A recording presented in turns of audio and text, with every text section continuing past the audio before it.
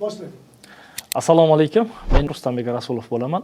Bugun falsafa fanidan birinchi mavzu, ya'ni falsafa fanining predmeti, mazmuni va jamiyatdagi roli mavzusini sizlar bilan o'rganib, tahlil qilamiz. Xo'p, bugungi o'tadigan mavzuyimizni sizlar bilan 3 ta qismga, ya'ni 3 ta rejaga bo'lgan holatda o'rganib chiqamiz. Aynan birinchi rejamizda falsafa uning jamiyat hayotidagi o'rni va maqsadini, ikkinchi rejamizda, ikkinchi bo'limimizda falsafaning predmeti, ilmiy muammolari va vazifalarini o'rganamiz, hamda uchinchi qism, uchinchi rejamizda dunyoqarash tushunchasi hamda dunyoqarashning tarixiy shakllarini o'rganib, tahlil qilib chiqamiz. Xo'p. Endi har bir sohani, har bir fanni o'zini o'rganish maqsadi bo'lgani kabi, falsafa fanni ham o'zini o'rganish maqsadi bor. Xo'p, bizni fanimizni o'rganish maqsadini biz quyidagi tamoyillar asosida belgilab qo'ydik. Birinchidan, eng asosiy maqsadimiz bu insoniyatni haqiqatga olib borish. Ya'ni o'rgangan bilimlari natijasida haqiqatni anglash va tushunish uchun yo'l ko'rsatadi. Ikkinchi asosiy maqsadimiz bu har bir inson ongida sog'lom, aqlga mos bo'lgan dunyoqarashni shakllantirish. Va uchinchi asosiy maqsadimiz bu muhokama qilish zarur bo'lgan tushuncha va tamoyillarni aniqlash. Shuningdek, aniqlash jarayonida shakllantirish va rivojlantirishdan iborat. Bu fanimizning asosiy maqsadi. Umumlashtirib aytadigan bo'lsak, tadqiqotchilarda, falsafa fanini o'rganadigan va qiziqadigan yoshlarda mana shu o'rganish jarayonida aniqlik, mukammallikni shakllantirish bu fanimizning asosiy maqsadi hisoblanadi. Xo'p, endi fanimizning predmeti bor. Biz predmet sifatida nimani olamiz degan savol paydo bo'ladi. Bu o'rinda o'rinli savol paydo bo'ladi. Ya'ni inson o'z qiziqishi obyekti haqida muayyan tasavvur hosil qilish maqsadida savol berishga asos bo'lishi mumkin bo'lgan hamma narsa falsafa fanining predmeti bo'la oladi.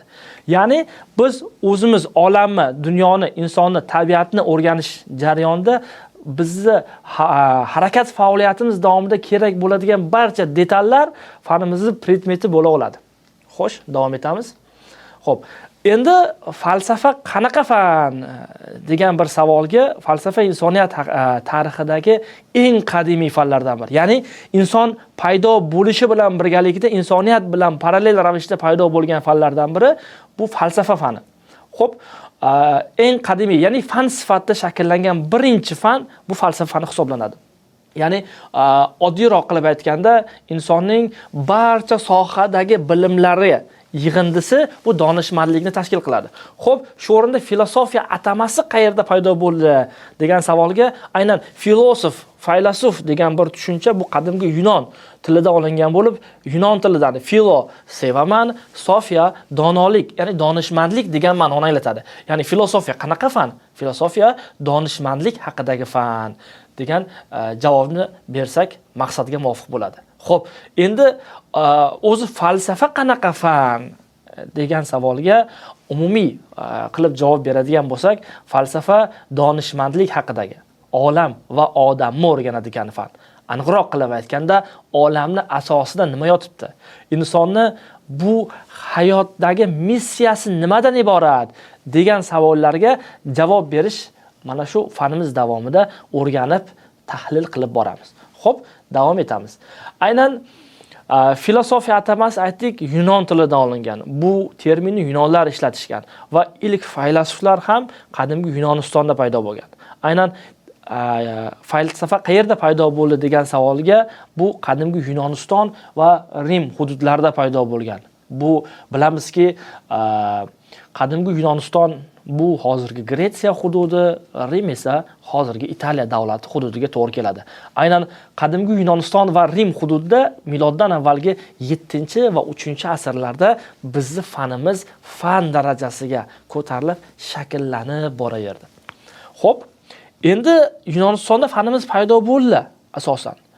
Lekin hamma falsafa, filosofiya deb ishlatyapti-yu, ammo hech kim asarlarda, qo'llanmalarda ilmiy termin sifatida ishlatishmagan va mana bu jarayonni ilk bor boshlab bergan shaxs bu buyuk Yunon faylasufi, matematik olim Pifagor hisoblanadi. Ma'lumot uchun aytib o'taman, Pifagor miloddan avvalgi 7-asrda fanimiz paydo bo'lgan bo'lsa, Pifagor miloddan avvalgi 6-asrda tug'ilgan. Xo'p, endi ayrim misollar savol beradi. Ustoz, Pifagor ilmiy muomalaga kiritgan ekan. Demak, Pifagorni matematik deb aytyapsiz. Demak, matematika falsafadan oldin paydo bo'lganmi degan savol paydo bo'ladi. Yo'q. Falsafa Pifagor tug'ilishidan oldin bor edi. Ya'ni Pifagor tug'ilishidan bir asr oldin falsafa bor edi. Pifagor tug'ildi, qaradi Yunonistonda hamma filosofiya degan terminni ishlatyapti, qo'llayapti. Va qo'llayapti. Lekin hech kim asarlarda ishlatmayapti va mana shu ishni boshlab bergan shaxs bu Pifagor hisoblanadi. Demak, falsafani ilk marotaba ilmiy termin sifatida qo'llagan shaxs bu Pifagor hisoblanadi. Endi fanimiz Yunonistonda bor. Endi butun dunyoga fanimizni yoyishimiz kerak. Aniqroq qilib aytganda, falsafani butun dunyoga yoyilishiga xizmat qilgan shaxslar bor. Bu xizmat qilgan shaxslardan biri bu Aflotun hisoblanadi. Aflotun falsafani butun Yevropaga tarqatdi. Qanaqa qilib tarqatdi degan o'rinli savol paydo bo'ladi. Buni asosiy manbai Aflotunning asarlari Yevropada ommalashgan edi.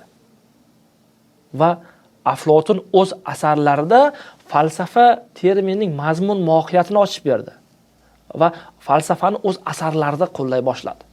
Natijada Aflotunning asarlari Yevropada ommalashgan va uning asarlari orqali falsafa butun Yevropaga tarqalishiga sabab bo'ldi. Xo'p, xuddi shunday Markaziy Osiyoga, ya'ni Osiyoga, Markaziy Osiyoga, bizning hududimizga falsafani yoyilishiga sababchi bo'lgan inson bu Abu Nasr Farobiy, butun Markaziy Osiyoga falsafani yoyilishiga xizmat qilgan shaxs bo'lib hisoblanadi. Xo'p, davom etamiz. Endi butun falsafani bir katta bir bo'lim sifatida oladigan bo'lsak, dastavval barcha bilimlar, fanlar falsafa fani tarkibida bo'lgan. Vaqt o'tgan sari falsafani ichidan alohida tarmoq sifatida ajralib chiqqan. Misol uchun, falsafani bir tarkibiy qismi sifatida oladigan bo'lsak, aynan hozir falsafaning ichida bor ontologiya. Bu mavjudlik, ya'ni borliq haqidagi bilimlarni o'rganadigan, ya'ni borliq o'rganadigan bo'limi bu ontologiya.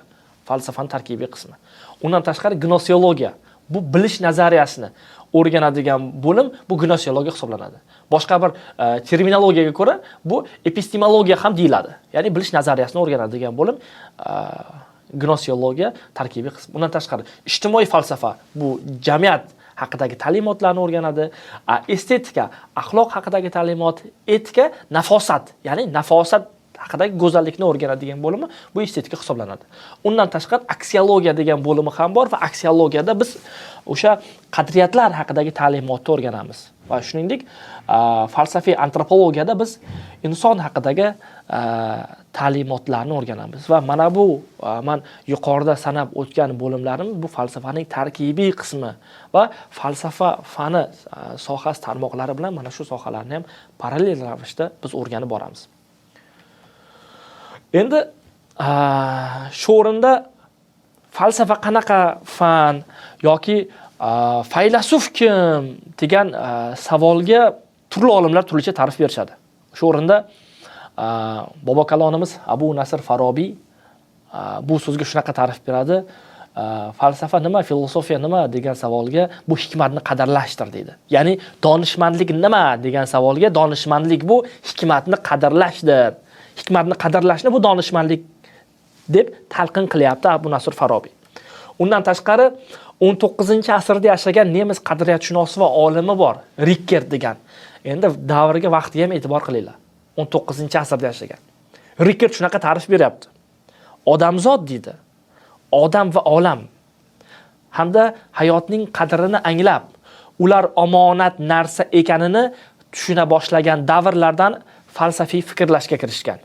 Binobarin, birinchi faylasuf kim bo'lgandan qat'iy nazar hayotni qadriga yetadigan inson bo'lgani shubhasiz deb ta'rif beryapti 19-asrda yashagan nemis qadriyatshunosi Rickert. Xo'p, ingliz faylasufi, yevropalik olimlarimizdan ingliz faylasufi Rickert shunaqa ta'rif beradi. Falsafa bu deydi donishmandlikni to'g'ri fikrlash orqali bilishga erishish deydi. Ya'ni har qanday muammoni, har qanday masalani yechimini deydi to'g'ri fikrlash orqali bilishga erishish bu donishmandlikdir deydi. Ingliz olimi Gobbs. Nemis faylasufi Hegel ayrim manbalarda Hegel yoki Hegel deb yoziladi.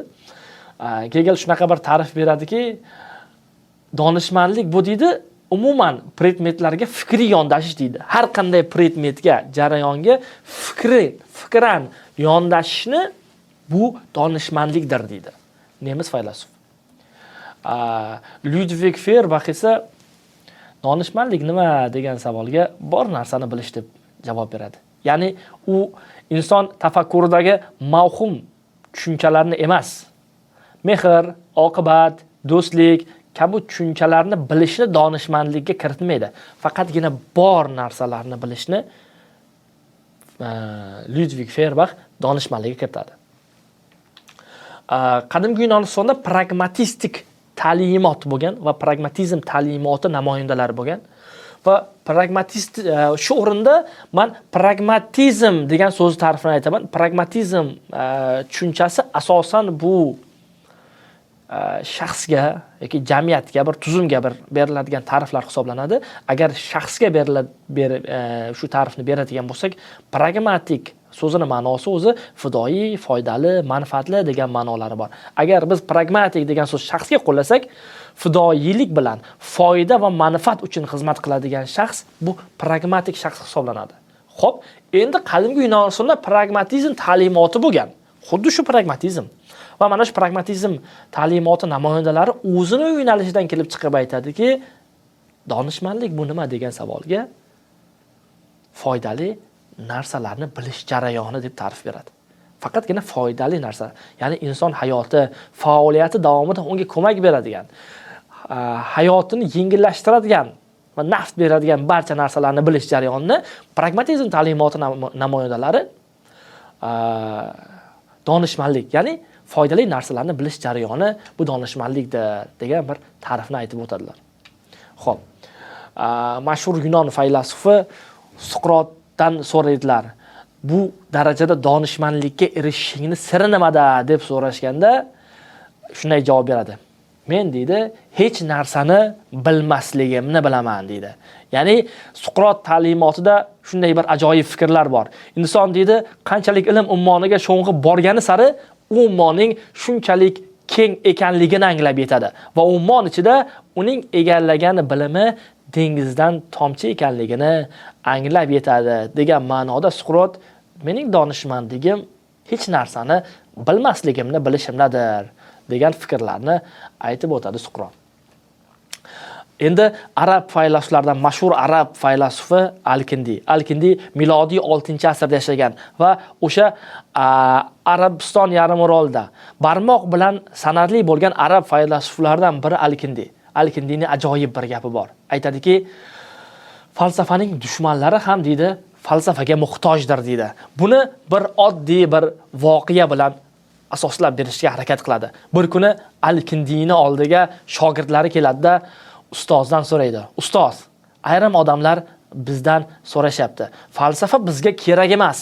Nima uchun falsafani o'rganishimiz kerak degan ma'noda savol bilan yuzlanishmoqda. Biz ularga qanaqa javob bermoqimiz darkor deydi. Shunda Al-Kindi shogirdlariga qarata shunday javob beradi.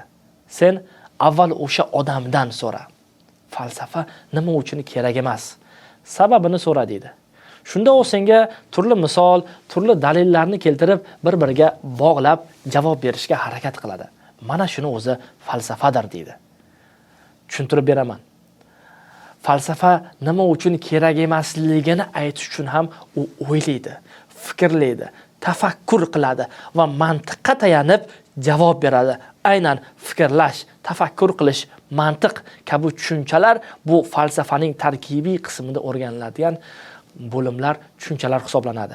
Demak, falsafa nima uchun kerak emasligini kimgadir asoslab berish uchun ham u falsafaga murojaat qiladi. Shuning uchun ham Al-Kindi aytadi, falsafani dushmanlari ham falsafaga muhtojdir. Biz falsafani butun hayotimiz davomida, faoliyatimiz davomida qo'llaymiz, ishlatamiz.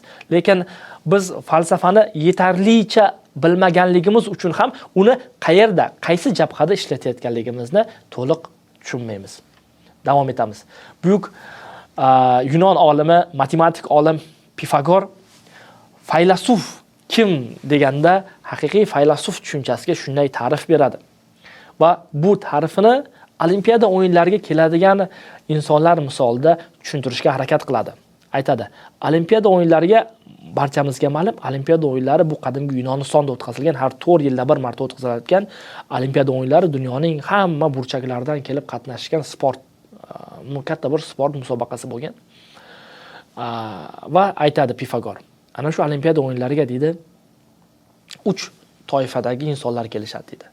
Birinchi toifadagi insonlar deydi, mana shu sport musobaqalarida qatnashib kuchini sinab ko'rish uchun keladiganlar.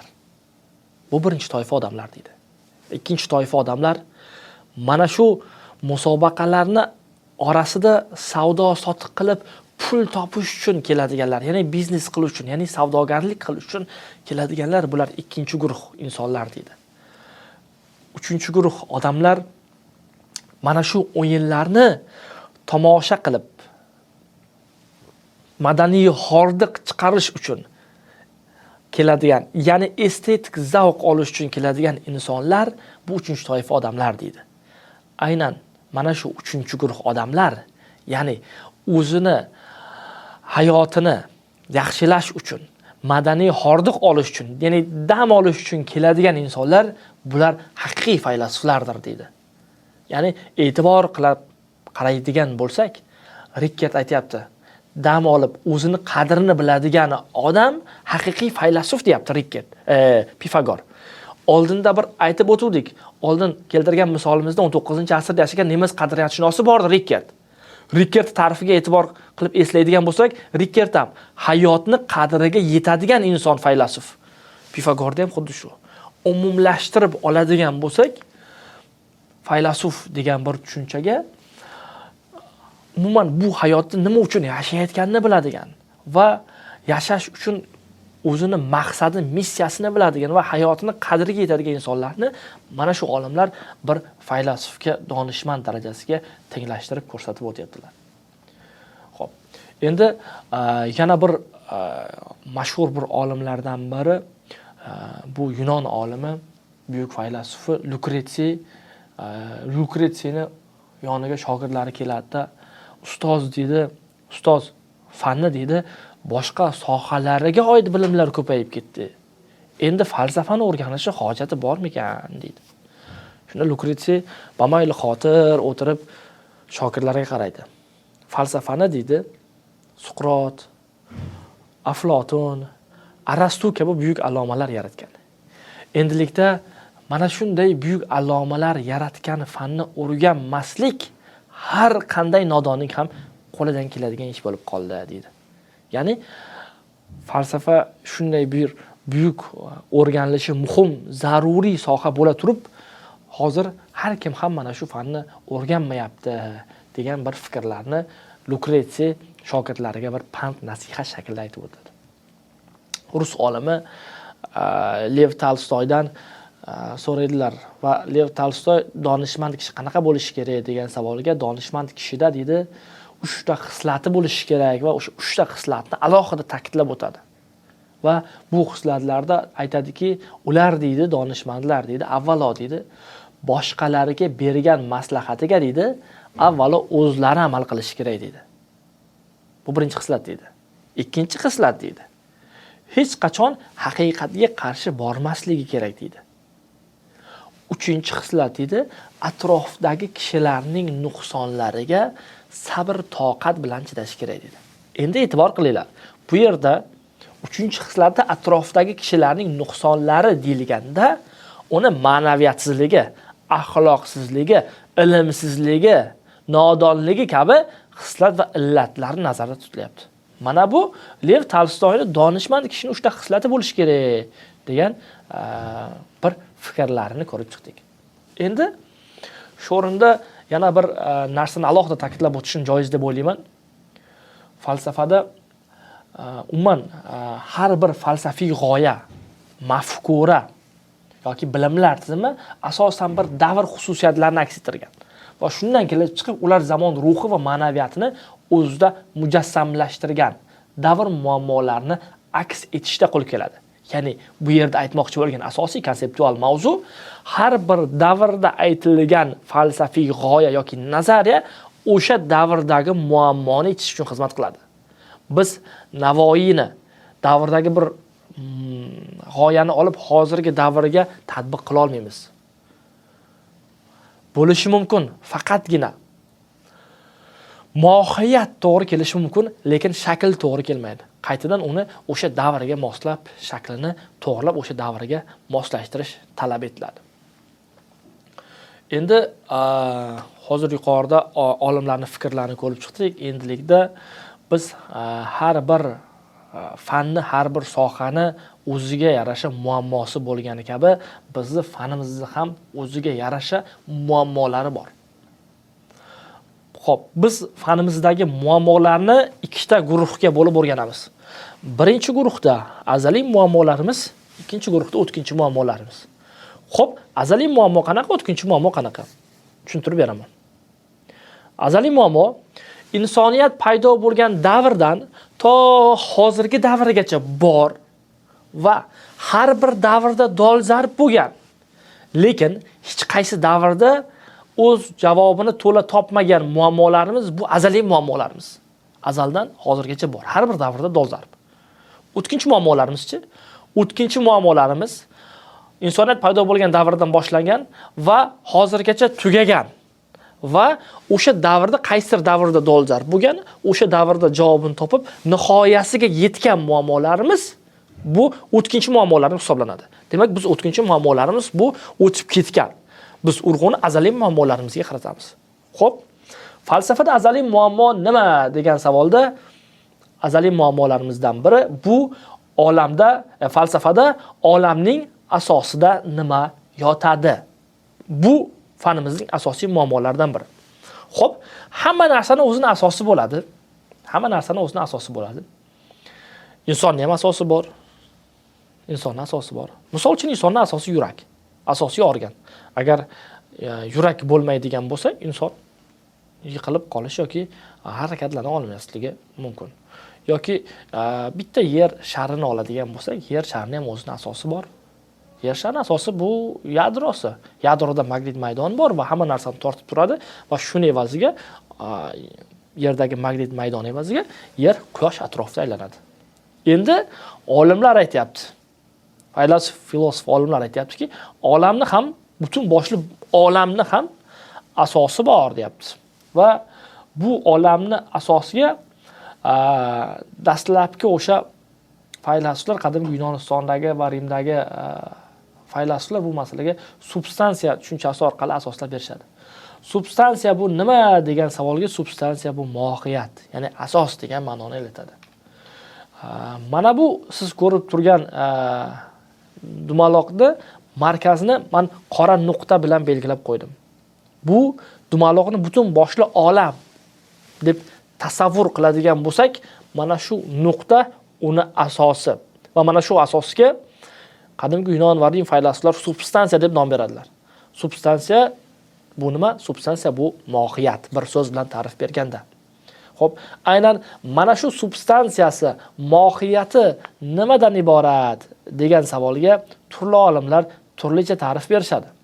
Misol uchun buyuk matematik olim Yunon faylasuf Pifagor olam asosi nimadan iborat degan savolga aytadiki, olamdagi deydi hamma narsa bu sonlardan iborat deydi. Xuddi shuningdek buyuk Yunon faylasuflaridan biri Aflotun olam asosi, ya'ni substansiyasi nimadan iborat degan savolga g'oyalardir deydi. Endi buni javobi hammasi o'zini faoliyatdan sohasidan kelib chiqib javob beradi. Demokrit aytadi, olamning asosi deydi atomlardan iborat deydi. Pifagor matematik olim bo'lgani uchun raqamlardan iborat, ya'ni sonlardan iborat deydi. Aflotun o'zini g'oyalar dunyosi, soyalar dunyosi haqidagi nazariyasini ilgari surganligi uchun o'zining nazariyasidan kelib chiqib, olam asosi g'oyadan iborat deydi. Xuddi shunday Demokrit ham olam asosida mayda-mayda zarralar, ya'ni atomlardan iborat degan bir fikrni aytib o'tadi. Endi shu o'rinda bundan tashqari qadimgi Yunonistonda turli oqim vakillari ham bo'lishgan. Bu oqim vakillari monizm oqimi, dualizm, pluralizm, materializm, idealizm kabi oqim vakillari ham bo'lishgan. Va mana shu oqim vakillari ham o'zlarini yo'nalishlaridan kelib chiqib ta'rif berishadi. Misol uchun, monizm oqimi tarafdorlari aytadiki, olamma asosida deydi, olamma asosida bitta narsa, yagona asosdan iborat degan bir fikrni aytadi monizm oqimi tarafdorlari. Ya'ni mono yakka degan so'zdan kelib chiqqan holatda olam asosida yakka asosdan iborat deydi. Dualizm oqimi tarafdorlari esa olam asosida ikkita asos, modda materiya bilan birga ruh va g'oyadan iborat degan fikrni. Chunki dua bu ikki degani va shu so'zdan kelib chiqib ham olam asosida ikkita asosdan iborat deydi. Pluralizm, plural degan so'z ko'p degan ma'noni anglatadi va pluralizm oqimi tarafdorlari ham olam asosida ko'p narsa va ideyalardan iborat degan fikrni aytadi. Idealizm oqimi tarafdorlari olamma asosiy ideya, ya'ni g'oyalardan iborat degan fikrni bildirsa, materializm oqimi tarafdorlari olamma asosida materiya, ya'ni moddiylik ustun qiladi degan fikrlarni aytib o'tishadi. Mana biz yuqorida falsafa qanaqa fan va falsafaga berilgan ta'riflar, shuningdek falsafadagi muammolar va substansiya tushunchasini o'rganib chiqdik. Xo'sh, davom etamiz. Endigi o'rganadigan tushunchamiz dunyoqarash degan tushuncha. Xo'p, dunyoqarash ko'pchiligimiz ishlatamiz va dunyoqarashga shunaqa bir ajoyib ta'rif berilgan. Ya'ni insonning o'zini qurshagan borliqqa va o'ziga bo'lgan munosabatga nisbatan yondashuvlar tizimi, shuningdek odamlarning mazkur yondashuvlar bilan belgilangan hayotiy ideallari, e'tiqodlari, bilish va faoliyat tamoyillari, qadriyatlar va mo'ljallaridir. Endi soddaroq qilib tushuntirishga harakat qilaman. Dunyoqarash nima degan savoliga bir so'z bilan javob beradigan bo'lsak, insonning tevarak atrof olam haqidagi bilimlar yig'indisi. Dunyoqarash nimadan tashkil topgan desa, dunyoqarash bilimlardan tashkil topgan. Ya'ni bilimlar yig'indisidan tashkil topgan bu dunyoqarash hisoblanadi. Xo'p, endi dunyoqarash olamga va insonning olamdagi o'rniga qarash. Yana bir boshqacha ta'rif beradigan bo'lsak, yoki biz insoniyat tarixida belgilanadigan dunyoqarashni 3 ta asosiy shakli bor. Bular mifologiya, din va falsafa. Biz bularni mifologik dunyoqarash, diniy dunyoqarash yoki falsafiy dunyoqarash deb ham ataymiz. Mana shu 3 ta asosiy shaklini sizlarga tushuntirib beraman. Xo'p, falsafa mifologik dunyoqarash sifatida o'zi mif nima? Mif bu turli xalqlarning dunyoga kelib chiqishi, tabiat hodisalari, fantastik mavjudotlar, xudolar va qahramonlarning ishlari haqidagi tasavvurni ifodalovchi muayyan tarzda tizimga solingan dunyoqarash bu mifologik dunyoqarash hisoblanadi. Endi miflar javob bermoqchi bo'lgan bir asosiy savollar bu olamning, yerning va insonning paydo bo'lishi, tabiat hodisalarini tushuntirish, insonning hayoti, taqdiri, o'limi, inson faoliyati va uning erishgan yutuqlari haqidagi ko'rsatmalar, axloq, burch va sha'an kabi savollar. Bu savollar. Mif haqidagi xususiyatlar esa miflarning konkret hayotiy masalalarni yechishga qaratilganligi yoki fantastik xudolarning borligi, ularning muloqoti, inson bilan aloqada bo'lish, abstrakt mulohazalarning yo'qligi, tabiatni insoniylashtirish. Barchamizga ma'lumki, yana soddaroq qilib tushuntirishga harakat qilaman. Mifologik dunyoqarashda insonning yaralishi, turli insoniyatning, ya'ni olamning yaratilishi turli miflar, afsona va asotirlar orqali tadbiq va talqin qilingan. Dastlabki miflar bor. Butun boshli olam deydi, katta bir toshbaqani ustida butun boshli olam bor deydi. Yoki butun boshli olam deydi, 3 ta toshbaqa, 3 ta fil butun boshli olamni ustida ko'tarib yuribdi, 3 ta fil oyoqlarida degan. Yoki bu qadimgi Yunon miflarida. Qadimgi Yunon miflarida yana borki, yarmi ot bo'lgan kentavrlar, peshonasida bitta ko'zi bor bo'lgan sikloplar, yarmi qush, yarmi ayol bo'lgan sirenalar va mana shu tartibda olamni tahlil va talqin qilish, miflar asosida o'rganish bu mifologik dunyoqarash hisoblanadi. Ya'ni mif cho'pchak, bo'lganligi isbotlanmagan narsa. Ya'ni bo'lmagan ham deya olmaymizda. Diqqat bilan e'tibor qilinglar. Bo'lganligi isbotlanmagan, lekin bo'lmagan ham deya olmaymiz. Biz ilm fanida qaysidir savolga javob topa olmasak, to'g'ridan-to'g'ri miflarga murojaat qilamiz. Shu orqali javobimizni topamiz. Bu mifologik dunyoqarash hisoblanadi. Ikkinchi dunyoqarash shakli bu din.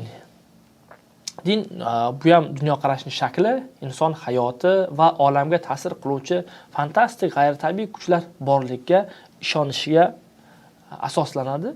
Diniy dunyoqarash olamni hissiy, emotsional, ratsional emas, qabul qilish shakli bilan belgilanadi.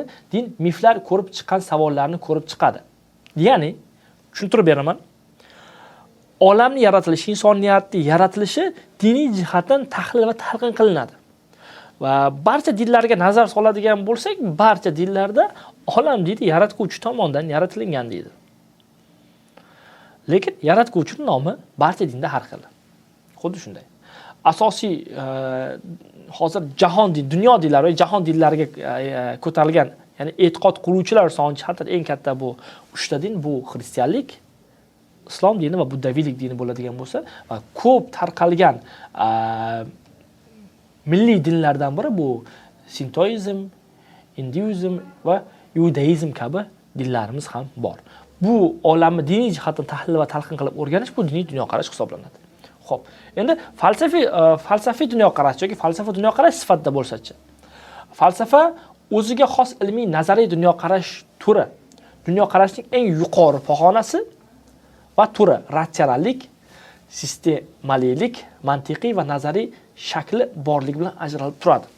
Endi shu o'rinda falsafiy dunyoqarash ilmiylikka asoslanadi. Misol uchun, agarda mifologik va diniy dunyoqarash e'tiqod va tuyg'ularga tayaniladigan bo'lsa, yuqorida aytgandek, falsafiy dunyoqarash aql va bilimlariga tayanadi. Ya'ni konkretlikka, aniqlikka tayanadi.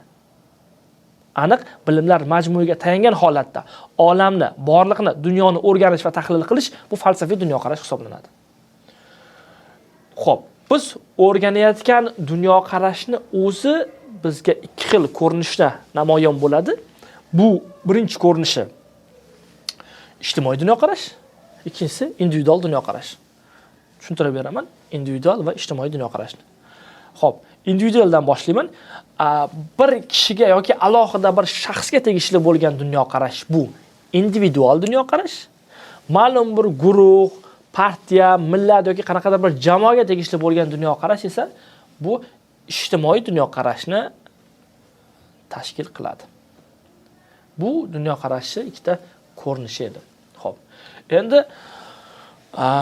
dunyoqarashni ham o'zini funksiyalari, bajaradigan funksiyalari ham mavjud. Bu funksiyalar dunyoni sezish, dunyoni idrok etish va dunyoni tushunishdan iborat. Xo'p, dunyoni sezish bu o'zini qurshab turgan dunyoni sezgilar yordamida siz hissiy idrok etish, bu dunyoni sezish hisoblanadi.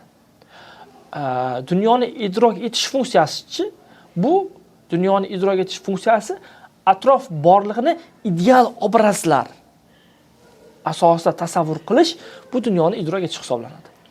Dunyoni tushunish esa bu tabiatda yuz beruvchi voqea va jarayonlarning o'zaro aloqalarini tushunishga qaratilgan aqliy faoliyati dunyoni tushunish hisoblanadi. Demak, aqliy faoliyat bilan bog'liqdir.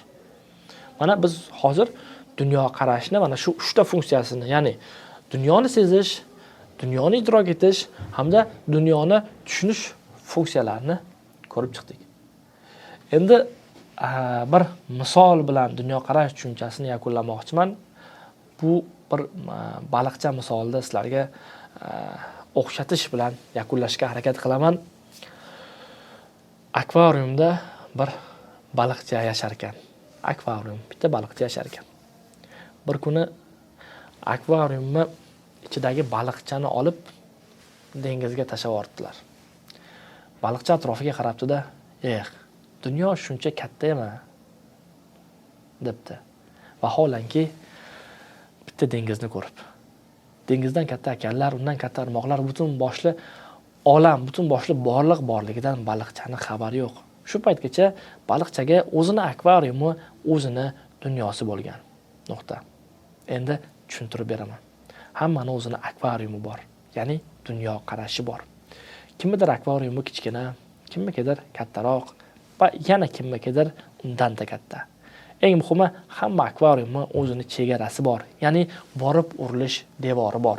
Baliqcha kichkina akvariumda bo'lsa ham borib chiqaman desa, borib devorga uriladi. Undan kattasini ham devori bor, undan kattasini ham devori bor. Agar baliqcha o'zini akvariumidan sakrab chiqishga harakat qilsa, o'zini joniga qasd qiladi. Va katta ehtimol bilan baliqcha o'zini akvariumidan chiqmaslikka harakat qiladi. Qachonki akvarium qancha katta bo'ladigan bo'lsa, aniqroq qilib aytganda, dunyo qarashi qancha katta bo'ladigan bo'lsa, baliqcha u akvarium ichida katta ehtimol bilan chiqmaydi. Agar kichkina akvarium bo'lsa, baliqcha u kichkina akvariumda siqilib tashqi olamga chiqishga harakat qiladi. Nima demoqchimiz? Akvariumimiz, ya'ni dunyo qarashimiz qanchalik katta bo'ladigan bo'lsa, bizni fikrlash, mulohaza, mushohada maydonimiz ham shunchalik ham katta bo'ladi. Akvariumni kattalashtirish esa, ya'ni dunyo qarashni kattalashtirish uchun esa biz hozirdanoq ko'proq bilim olishimiz, o'rganishimiz, izlanishimiz talab qiladi.